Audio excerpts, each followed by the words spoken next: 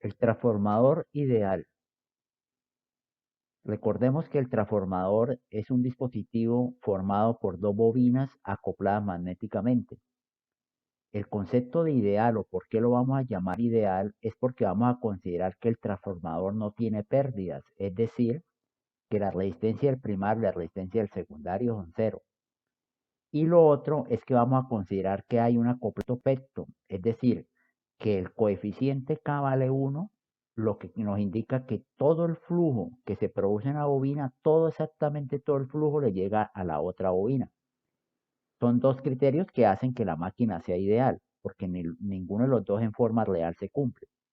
Mas, sin embargo, considerando los dos criterios, aun siendo una máquina ideal, este transformador es un modelo muy aproximado de los transformadores con núcleo de hierro o núcleo ferromagnético, aquellos transformadores laminados, de núcleo laminado, que son los que de pronto más trabajamos o los que más nos encontramos en la parte de potencia eléctrica. Bien, ahora, antes de entrar de lleno al concepto del transformador, necesito tener en cuenta un nuevo concepto, o no nuevo, sino algo que no he hecho específico y es relacionado con el flujo. El flujo que produce una bobina depende exclusivamente del número de espiras, de la corriente que pasa por la bobina y de algo que llamamos la permeancia. Esto es, digamos, una definición de lo que es el flujo en una bobina. La N, bien sabemos que N es el número de espiras, que I es la corriente que pasa por la bobina, o sea, por esas espiras, y la que llamamos P es lo que llamamos la permeancia, que eso depende del núcleo, o sea, es un número, es una variable que depende del núcleo en cuanto a material del núcleo, en cuanto a dimensiones, qué tamaño, de qué forma es el núcleo, dimensiones, forma. Pero una vez el núcleo esté construido, una vez el núcleo ya esté diseñado, esto se nos convierte en una constante. Es una constante una vez se sepa que el núcleo es de hierro, que tiene tantas dimensiones y eso. ¿Por qué tenemos que tener en cuenta quiénes intervienen en la formación del núcleo? Porque nosotros sabemos que la inductancia la definimos como N por la derivada del flujo respecto a la corriente. Entonces, si L es N de phi de I y phi vale esta cantidad, pues vamos a derivar y encontramos que la inductancia es igual a N por la derivada respecto a la corriente, derivada respecto a la corriente del flujo, pero el flujo es N por I por P, lo cual encontramos que la inductancia es igual al número de espiras al cuadrado multiplicado por la permeancia. Este dato de lo que es la inductancia es el que necesito para ahora trabajar los transformadores ideales. Bien, entonces, ahora sí, ya conociendo este dato de L, podemos entrar de lleno al caso del transformador ideal. Aquí tenemos el esquema de dos bobinas acopladas magnéticamente. Observe que nos dan la polaridad de las bobinas. Conocemos las reactancias por auto, J omega L1 y J omega L2. Conocemos la reactancia mutua J omega M, es decir, que las dos bobinas están acopladas magnéticamente. Es claro que no estamos considerando resistencia en el primario y en el secundario porque es nuestro transformador ideal. Entonces, por ahora, este sería el esquema básico del transformador. Lo que consiste es que a una bobina, pues obviamente le vamos a aplicar la fuente y a la otra bobina le vamos a aplicar la carga. Por ahora, para el estudio de este transformador, vamos a iniciar colocándole la fuente en el lado primario y dejando abierto el lado secundario. A nuestras dos bobinas le colocamos una fuente de valor B, en este caso llamémosla B1 porque está al lado del primario. Estos son los bornes del transformador en el lado primario AB y estos son los bornes del transformador en el lado secundario. las dos reactancias por auto, la reactancia mutua, la polaridad, y le inyectamos, le conectamos una fuente de voltaje al lado primario. Mire que vamos a considerar que el lado secundario está en circuito abierto, es decir, no le hemos conectado ninguna carga. Obviamente, si está abierto, quiere decir que la corriente del secundario vale cero. Como la corriente del secundario vale cero, entonces, ¿cómo nos quedaría la ecuación el LVK de la malla 1? Pues simplemente encontraríamos que V1, el voltaje que se le aplicó, solo en la bobina tendríamos tensión por autoinductancia, que sería J omega L1 por la corriente que pasa por esa bobina, que sería la I1. Es claro que la fuente me inyecta una corriente en este sentido, que la llamamos I1, y es la corriente que se queda aquí en el lado primario. La I2, que es la que saldría por acá, es cero porque el circuito está abierto. Pero que el circuito esté abierto, que la corriente es cero, no indica que el voltaje es cero. Es más, todo lo contrario. En los bornes del secundario va a aparecer un voltaje que lo llamaríamos V2. Como la I2 vale cero, V2 no tiene tensión por auto porque por la bobina no está pasando corriente, pero sí V2 tendría una tensión por mutua, que sería J omega M, la reactancia por mutua, por la corriente I1, que sería la corriente que me produce la mutua. Entonces, estas serían las dos ecuaciones, la del lado, la del voltaje en la primario y del voltaje en el secundario. De la ecuación 1 de la primera, podríamos decir que I1 es igual a V1 sobre J omega L1, y esa sería la corriente en el primario. Si reemplazamos esa corriente en V2, estamos obteniendo que V2 sería igual a J omega M, por la corriente I1, pero la corriente I1 es V1 sobre J omega L1. La J omega se me cancelan, y entonces estamos encontrando que V2 es igual a M dividido en L1 por V1. Porque damos esa relación entre V2 y V1. Hacemos uso de la condición segunda, que era que el coeficiente de acoplamiento K vale 1. Entonces eso indica que si K vale 1, M es igual a la raíz cuadrada de L1 por L2, porque K vale 1. Si M vale eso, entonces podremos ya tener que B2 es igual a M, pero M es igual a la raíz cuadrada de L1 por L2 sobre L1 por B1, lo cual nos está quedando que B2 es igual a la raíz cuadrada de L2 sobre L1 por B1. Ahora sí, echamos mano de la expresión que habíamos encontrado, que L es espiras al cuadrado por P.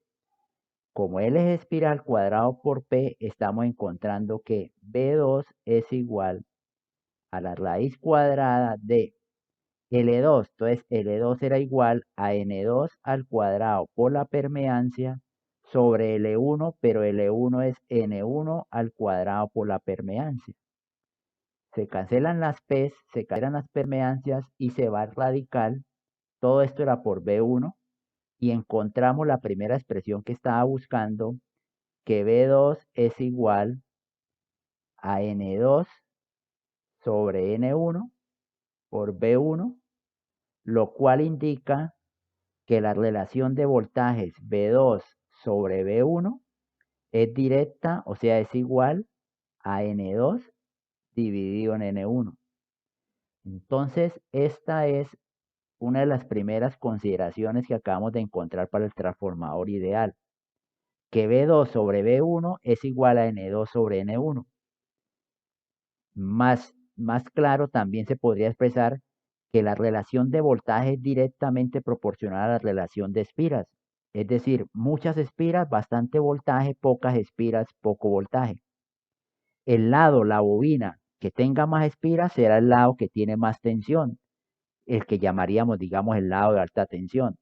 Y el lado que tenga pocas espiras, ese sería el lado de poca tensión o el lado de baja tensión. ¿Por qué? Porque la relación de tensiones es directamente proporcional a la relación de espiras. Ahora consideremos cómo será la relación de las corrientes, porque aquí tengo como la relación de las tensiones, de los voltajes. Ahora de las corrientes sería la siguiente manera. Entonces ahora tenemos el siguiente caso. El mismo acoplamiento, o sea, las mismas dos bobinas acopladas. Al lado primario, al lado 1, le conectamos un voltaje V1 entre sus bornes A y B. Y en el lado secundario, si ustedes observan, hicimos un cortocircuito. Entonces vamos a mirar qué pasa si el secundario está en cortocircuito. Esto indica que la tensión, la fuente de tensión V1 hace que circule, le inyecta una corriente I1 y por ley de Lenz sale por punto. Entonces la otra corriente I2 iría saliendo por el punto. Entonces ya conocemos los sentidos de I1 y I2 en el transformador. Entenderán que si planteo un LVK en el lado 2, ¿cómo me queda? ¿Cierto? Un LVK en el secundario. Me quedaría la tensión, ¿cierto? La tensión por auto, que sería J omega L2 por la I2, que es la corriente que pasa por ella, porque ahora sí circula corriente al hacer el cortocircuito y circulador. Y luego tendríamos la tensión por mutua. Pero observen que las corrientes entra por punto y sale por punto. Entonces es negativa menos J omega M por la I1, que es la corriente que me produce la mutua en el lado 2, y todo esto igual a 0 porque no hay fuentes. De esa expresión podríamos despejar la relación, ¿cuánto es la relación I1 dividido en I2? Entonces, si ustedes observan I1 dividido en I2, esto es igual a J omega L2 dividido en J omega M, lo cual hace que la J omega M cancelen y estoy encontrando por ahora que la relación entre I1 e I2, I1 relacionado con I2 es igual a L2 dividido en M, pero sabemos que M, como el acoplamiento es perfecto, M es igual a la raíz cuadrada de L1 por L2. Entonces estamos encontrando que I1 sobre I2 es igual a la raíz cuadrada de L2 dividido en L1. Y esto entenderán que aplicando de que cada L es espiras al cuadrado por permeancia, I1 dividido en I2 es igual a la raíz cuadrada de L2, pero L2 será igual a N2 al cuadrado por la permeancia sobre L1, pero L1 será la N1 al cuadrado por la permeancia. Se cancelan las permeancias, se me va el radical y encuentro la relación entre I1 y I2. Entonces acabamos de encontrar que I1 dividido en I2 es igual a N2 dividido en N1. Y miren que esta es la relación de corrientes. Y la relación de corrientes observe que es inversa a la de espiras. Miren que es contraria o inversa a las espiras. ¿Eso qué quiere decir? Que el lado que tenga muchas espiras va a tener poca corriente. El lado que tenga pocas espiras va a tener mucha corriente. También conocemos mucho la expresión que si multiplicamos en cruz, encontramos que N1 por I1 es igual a N2 por I2. Esto es lo que llamamos los NI del primario son iguales a los NI del secundario, es decir, la relación amper-vueltas. Mire que esto es vueltas por corriente. Entonces, los amper-vueltas del primario son iguales a los amper-vueltas del secundario. También se le llama mucho la fuerza magnetomotriz, los NI del primario igual a los NI del secundario. En conclusión, que es lo que más me interesa, quiero que observen que acabamos de encontrar lo siguiente, que B2 es a B1 como I1 es a I2 y esto es N2 a N1. Y a esa división de N2 sobre N1 es lo que llamamos A. Es lo que vamos a llamar la relación de transformación a la letra A, que es la relación de espiras. N2 para nuestro caso, N2 dividido en N1. Entonces, ¿quién es la relación de transformación? ¿Cuántas espiras hay en el lado 2 dividido en cuántas espiras hay en el lado 1? Esa es la relación de transformación y esa misma relación de transformación es directa en voltajes e inversa en corrientes. Entonces, B2 sobre B1 es igual a A, I1 sobre I2 es igual a A. Es lo que tenemos, que es lo que por ahora, y espero que ustedes se concentren, es lo que hemos encontrado del transformador ideal, que conocemos las relaciones de voltaje y conocemos las relaciones de corriente. A la relación de transformación específicamente se le llama con la letra A y para nuestro caso es espiras del secundario dividido en espiras del primario. El otro detalle importante que se desprende de esto es, observen qué pasa si multiplicamos en cruz. Si multiplicamos en cruz, encontramos que B1 por I1 es igual a B2 por I2. Miren la importancia de este dato. Por ahora que estamos encontrando que la potencia que le entra al transformador, la potencia del primario es igual a la potencia del secundario. Es decir, no hay pérdidas, que eran una de las consideraciones de por qué lo estamos trabajando como una máquina ideal, que no tenía pérdidas. Entonces, vol por amper del primario es igual a vol por amper del secundario. Esto, por favor, es porque estamos en el caso de que consideramos a la máquina como ideal, como sin pérdidas. Mas, sin embargo, las pérdidas son una cantidad pequeña, mínima, y esta expresión de B1 por I1 igual a B2 por E2 nos ayuda mucho a hacer cálculos rápidos, a tener idea de corrientes de voltaje en cada lado del transformador. ¿Por qué? Porque se puede llevar a asemejar de que la máquina es ideal, o sea que la potencia del primario es igual a la potencia del secundario. Con esta relación de transformación, lo que ya tenemos de aquí en adelante es el modelo del transformador ideal. Entonces siempre vamos a modelar el transformador ideal de la siguiente manera. Dos bobinas acopladas, pero de las dos bobinas necesitamos las polaridades, o sea, los puntos. Necesitamos saber que en el primario va a haber más menos un voltaje B1, que en el secundario va a haber más menos un voltaje B2, que en el primario entra una corriente I1, entra, no se les olvide, entra por punto, y en el secundario sale por punto, entonces sale una corriente I2. Y al transformador lo vamos a denotar con la relación de transformación como 1, 2 puntos A, donde recuerden que A es la relación N2 sobre N1, que es la relación de espiras. Entonces, este va a ser nuestro modelo del transformador ideal de referencia. Así va a ser nuestro transformador. Este es el transformador ideal. Esto es nuestro transformador ideal. Este transformador que les acabo de dibujar con, quiero que se percaten, con punto más, entra por punto, sale por punto.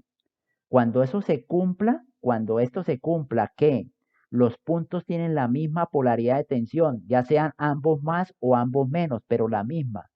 Cuando los puntos tengan la misma polaridad de tensión y cuando en corrientes entre por punto y salga por punto o al revés, salga y entre, no importa, pero mientras sea contraria, mientras por un punto salga y por el otro entre, cuando eso se cumpla, se nos cumple estas relaciones de transformación, que B2 sobre B1 es igual a I1 sobre I2 igual a A. Esto se cumple, estas relaciones de transformación se cumplen para este modelo del transformador. ¿Qué quiero decir? Que los puntos tengan la misma polaridad de voltaje y que la corriente entre y que la corriente salga. Tengan presente que si un punto llega a cambiar de posición, es decir, si tienen un transformador donde un punto cambia de posición, si un punto llega a cambiar de posición, ¿qué es lo que van a hacer y qué es lo que va a pasar? Que si eso llega a pasar, cambian A por menos A, o sea, la relación de transformación sería negativa. Esto vuelvo y les insisto, esto se les va a dar si llegan a encontrar que un punto está en otra posición. Ahora, esto de cambiar a positiva por A negativa es independiente, o sea, una cosa es para voltajes y es completamente independiente para corrientes. Me explico. La relación de voltajes B2 sobre B1 igual a A puede ser que le dé B2 sobre B1 igual a menos A en voltajes. I1 sobre I2 igual a A podría también dar que I1 sobre I2 le da menos A. ¿Por qué? Porque un punto puede cambiar de posición, pero los voltajes podrían seguir siendo ambos de la misma polaridad, entonces en voltaje sería A. Pero si por un punto entra y por el otro también entra, o por los puntos en ambos casos sale, en corriente se cambiaría A por menos A. Ya con un ejemplo les explicaré al detalle en qué consiste esto de la A y menos A. Por ahora ténganme presente que lo de A y menos A es independiente para corriente y para voltaje. Insisto, puede ser que en voltaje les dé A y en corriente menos A.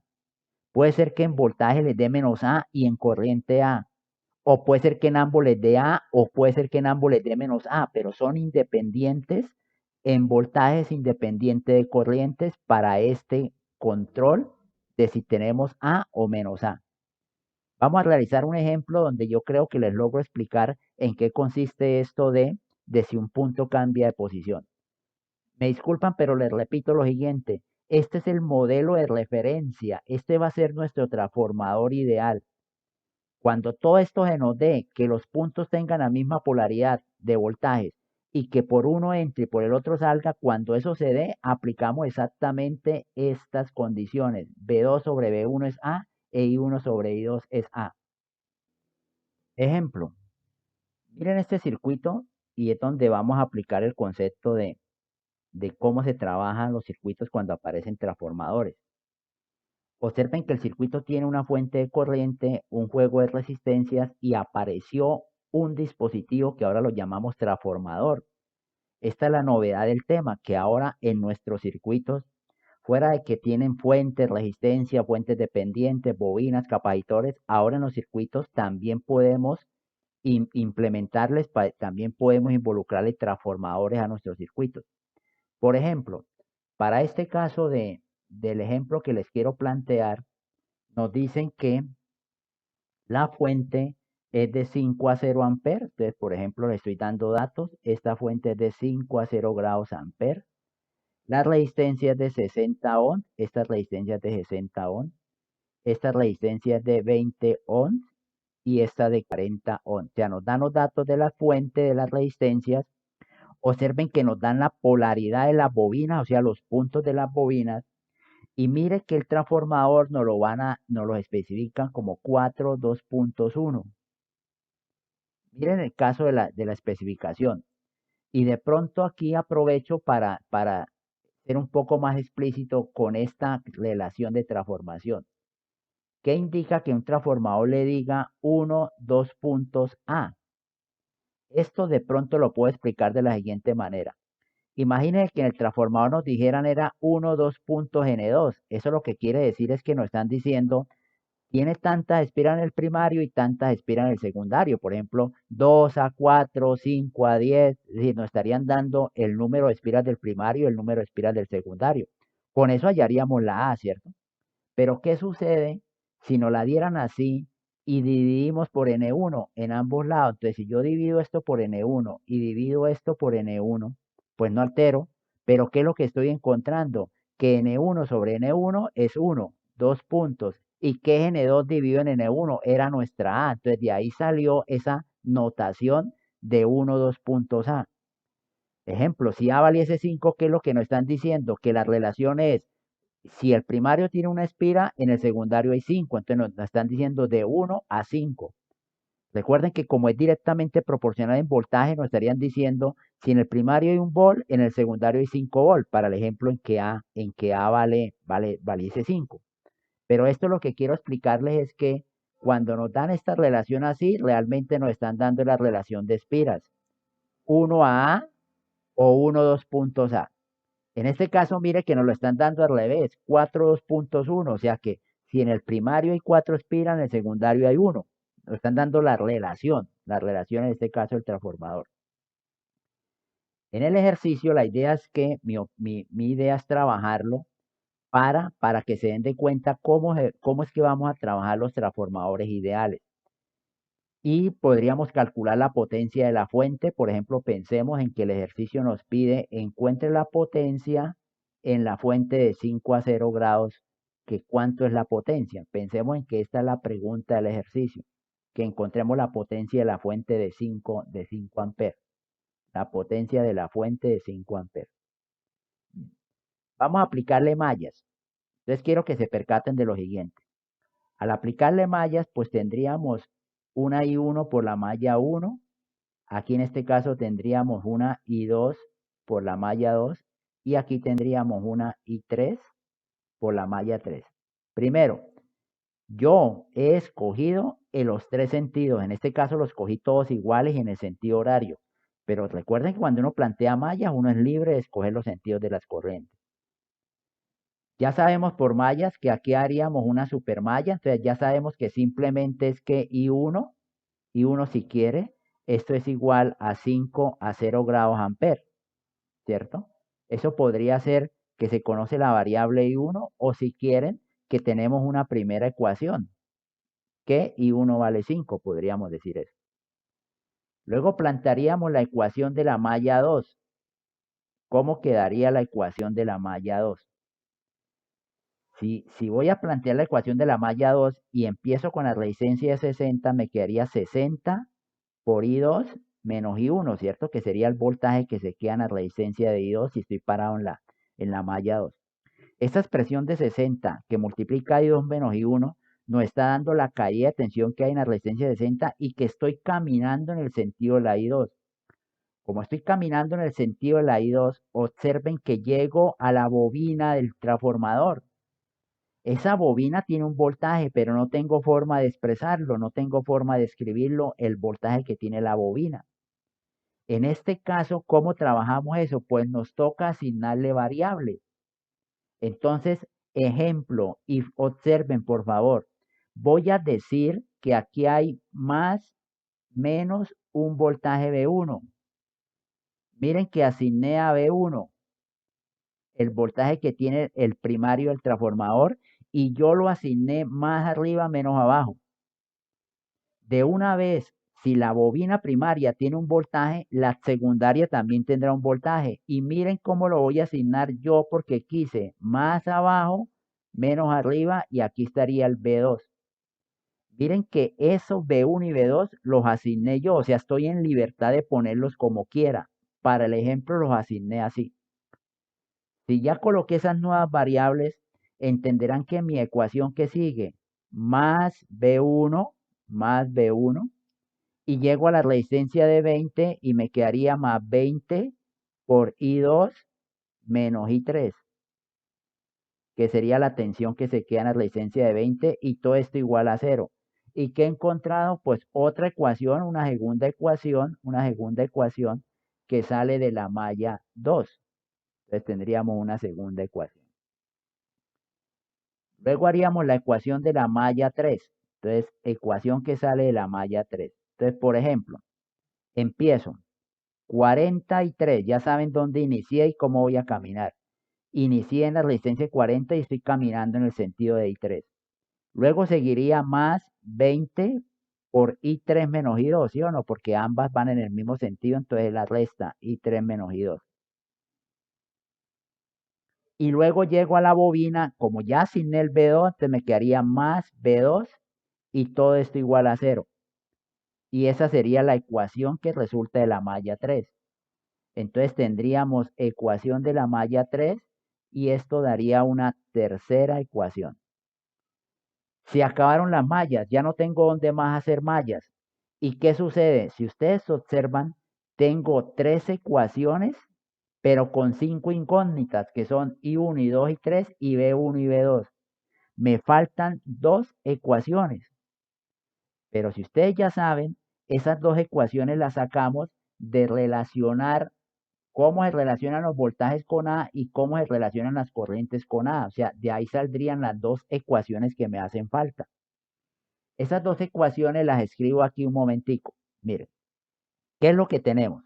Primero, que B2 sobre B1 es a N2 como a N1, ¿cierto? Y es lo que llamábamos A.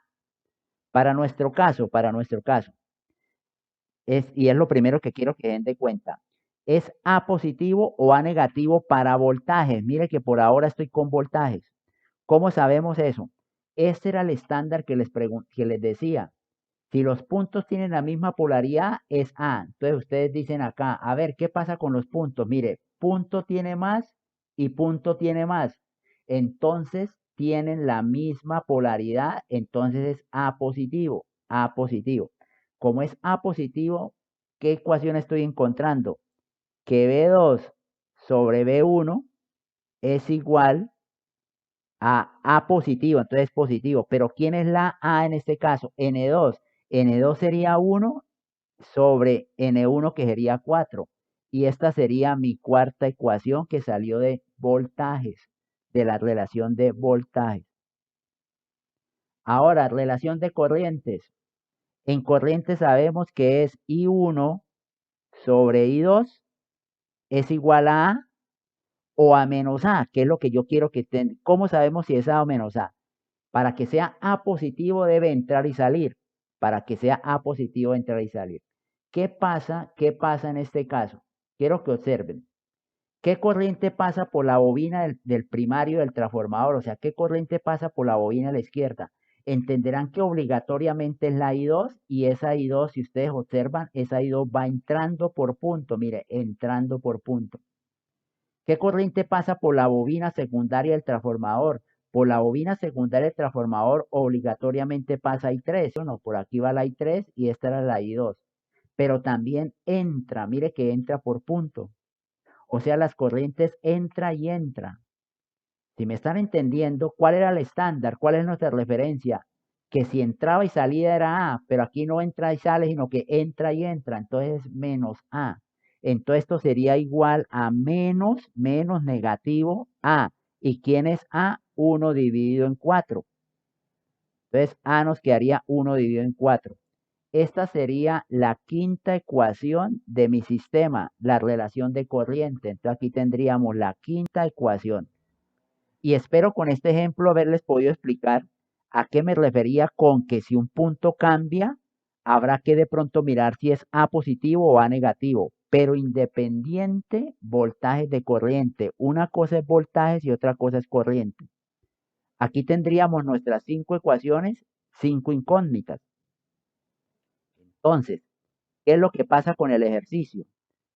Que en nuestro caso el ejemplo sería resolver 5 ecuaciones, 5 incógnitas, y entenderán que al resolver eso, lo que nos va a botar, lo que nos va a decir el sistema es que I1 vale, bueno, en este caso I1 vale 5 a 0 amperes. El sistema nos va a decir que cuánto vale I2, el sistema nos va a decir que I3 vale tanto, que B1 vale tanto, porque es otra ecuación del sistema, y que B2 vale tanto. Esto nos lo botará el sistema, el resolver 5 ecuaciones, 5 incógnitas. Y bueno, entenderán que cuando ya tengan I1, I2, I3 y B1 y B2, ya podemos dar respuesta al ejercicio, ¿cierto? ¿Qué era la pregunta? La pregunta era la potencia en la de 5 a 0. Pues entenderán que eso es B por I. donde habría que hallar el voltaje de la fuente de corriente. La fuente de corriente, o sea, la I la conocemos que es 5. Y el voltaje pues simplemente sería el voltaje que tiene la resistencia de 60 ohms. Entonces la potencia sería V, pero V es el voltaje que tiene la de 60. ¿Y quién es el voltaje que tiene la de 60? Pues 60 puede ser I1 menos I2 o I2 menos I1, según como ustedes miren, y eso lo multiplicamos por 5, que es la corriente. Esta expresión 60 por I1 menos I2 es el voltaje y ese voltaje por 5 me daría la potencia. Esta sería la potencia en la resistencia de 5. Lo que quiero que me termine el ejercicio es que aquí viene el apellido, si esa potencia se consume o esa potencia es generada. Esto es lo que tienen que de pronto agregarle al valor que nos dé este cálculo de 60. Por ahora, como ejemplo, como ejercicio, me interesaba muchísimo era el planteamiento de las ecuaciones, me interesaba muchísimo era mostrarles cómo es el trabajo de este nuevo elemento que apareció, que es un transformador ideal, y ya lo que sigue, una vez planteadas las ecuaciones, ya es solucionar las ecuaciones, ya es dar respuesta a la pregunta, que esa parte la dejo a ustedes como tarea, de resolverla y luego calcular si la potencia es generada o es consumida. Como tarea 1. ¿Cierto? ¿Qué van a hacer en este como tarea? Primero, terminar, o sea, resolver el conjunto de ecuaciones incógnitas, terminar y por consiguiente hallar la P. ¿Cuánto es la P? La de 5 a 0. La segunda, cambiar B1 o B2. Es decir, yo asumí que B1 era más arriba, menos abajo, B1 era más, menos y B2. ¿Qué pasa si cambian a uno de ellos? ¿Qué pasa si le cambian la polaridad al B1 o le cambian la polaridad al B2? Nos tiene que volver a dar la potencia, nos tiene que dar lo mismo, porque la potencia no depende de qué variable asignamos. Y otra posible tarea es, ¿qué pasa si cambian sentido de corriente? Cambiar I1, I2 e I3. ¿Qué pasa si eso que se asumió que I1, I2 y 3 iban en sentido horario? ¿Qué pasa si todas van antihorario? ¿Qué pasa si unas en sentido horario, en antihorario? Esas tareas, por favor, es un complemento al ejemplo, un complemento al ejercicio. Ustedes cambian, pero la potencia en la de 5 le debe dar siempre el mismo valor porque esa potencia no depende de su asignación de I1 y I2 o de su asignación de B1 y B2. Es un buen ejercicio para que cojan dominio y para que entiendan lo que implica los puntos del transformador. Es decir, si entra y sale la corriente, si entra y entra, si cambiar los puntos implica que ahora en voltaje los puntos no tienen la misma polaridad. Eso es lo que necesito que miren al resolver ver estas tareas que les estoy planteando. Luego haremos más ejemplos, más ejercicios de este tema del transformador ideal. Y por ahora lo que les he mostrado, por ahora lo que me interesa es dejarles claro esta relación de voltajes y corrientes. Necesito que quede claro esta relación de voltajes y corrientes que hacen referencia a este transformador. Queda pendiente un tema muy importante y es, así como hay relación entre B2 y B1, entre I1 y I2, también hay relación entre las impedancias del secundario y las impedancias del primario. O sea, también hay una relación de las impedancias, que lo veremos en un próximo video.